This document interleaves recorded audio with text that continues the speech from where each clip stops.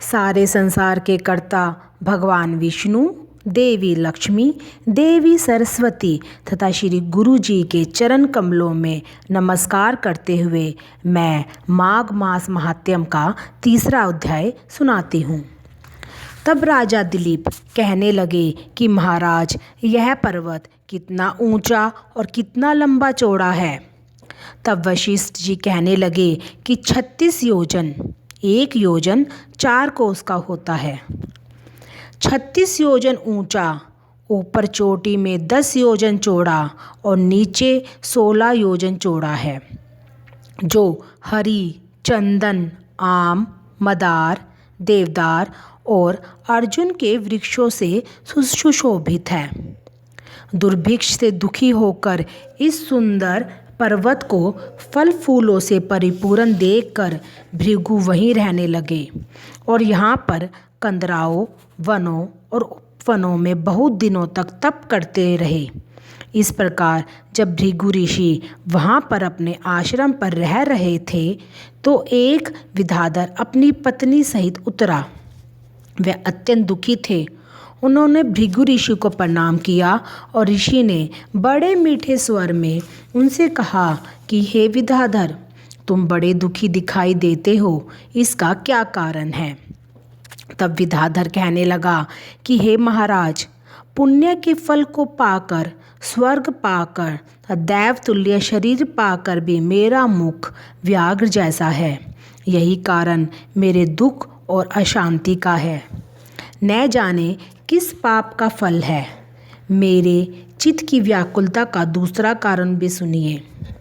यह मेरी पत्नी अति रूपवती, मीठा वचन बोलने वाली, नाचने और गाने की कला में अति प्रवीण, शुद्ध चित्त वाली, 7 सुरों वाली, वीणा को बजाने वाली, जिसके अपने कंठ से गाकर नारद जी को प्रसन्न किया, नाना स्वरों के नाद से बीना बजाकर कुबेर जी को प्रसन्न किया और अनेक प्रकार के नाच ताल से शिवजी महाराज भी अति प्रसन्न और रोमांचित हुए। शील, उदारता, रूप तथा यौवन में स्वर्ग की कोई अप्सरा भी इस जैसी नहीं है। कहाँ ऐसी चंद्रमुखी स्त्री और कहाँ मैं व्याघ्र मुख वाला। यही चिंता सदैव मेरे हृदय को जलाती है।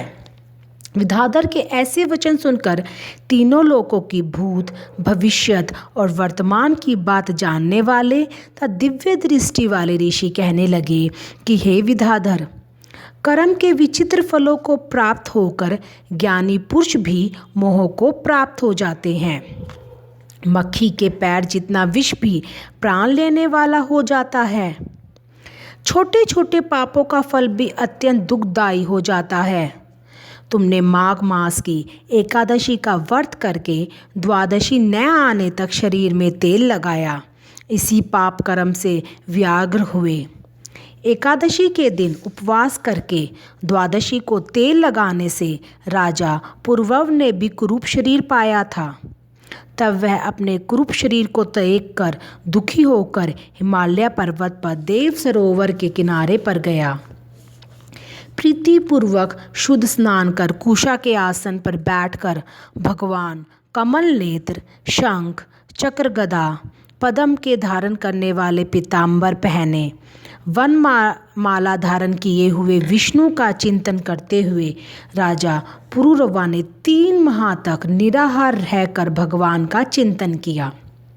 इस प्रकार 7 जन्मों में प्रसन्न होने वाले भगवान राजा के 3 महीनों के तप से ही अति प्रसन्न हो गए और माघ की शुक्ल पक्ष की एकादशी को प्रसन्न होकर भगवान ने अपने शंख के जल से राजा को पवित्र किया। भगवान ने उनके तेल लगाने की बात याद दिलाकर सुंदर देवताओं सा रूप दिया, जिसको देखकर उर्वशी भी उसको चाहने लगी और राजा कृतकृत्य होकर अपनी पुरी को चला गया।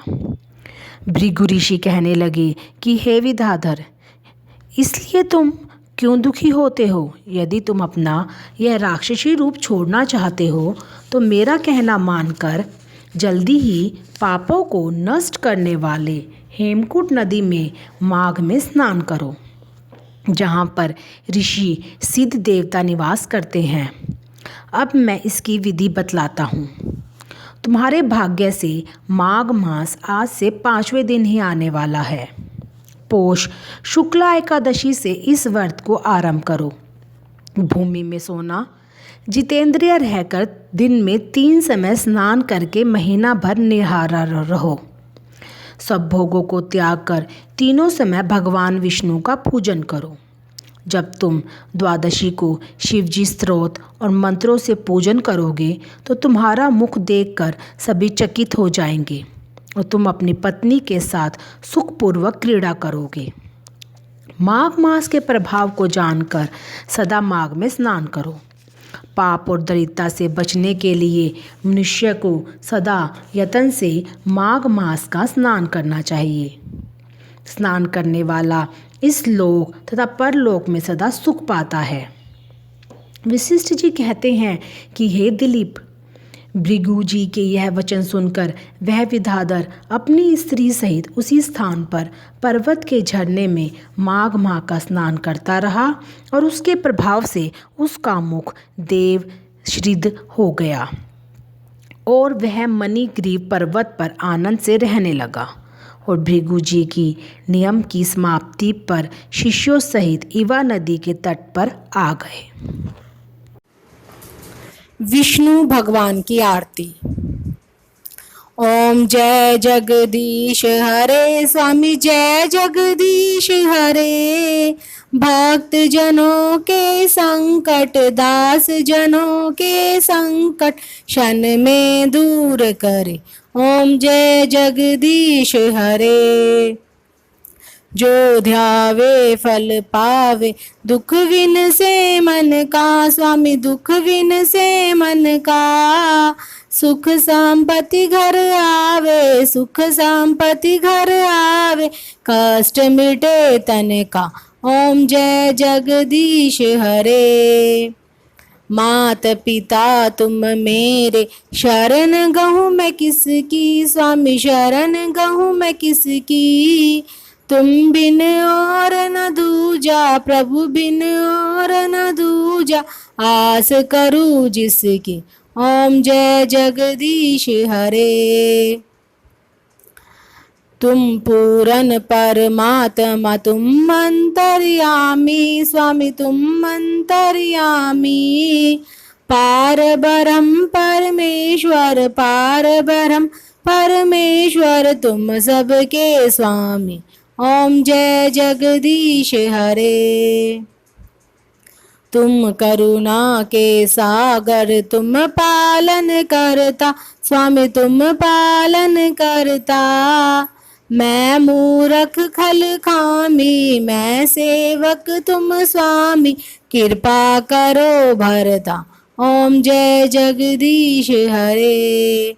तुम हो एक अगोचर, सबके प्राणपति स्वामी, सबके प्राणपति। किस विधि मिलूं दया मैं, किस विधि गऊं शरण मैं, तुमको मैं कुमति। ओम जय जगदीश हरे। दीन बंधु दुख हरता, तुम ठाकुर मेरे स्वामी, तुम रक्षक मेरे।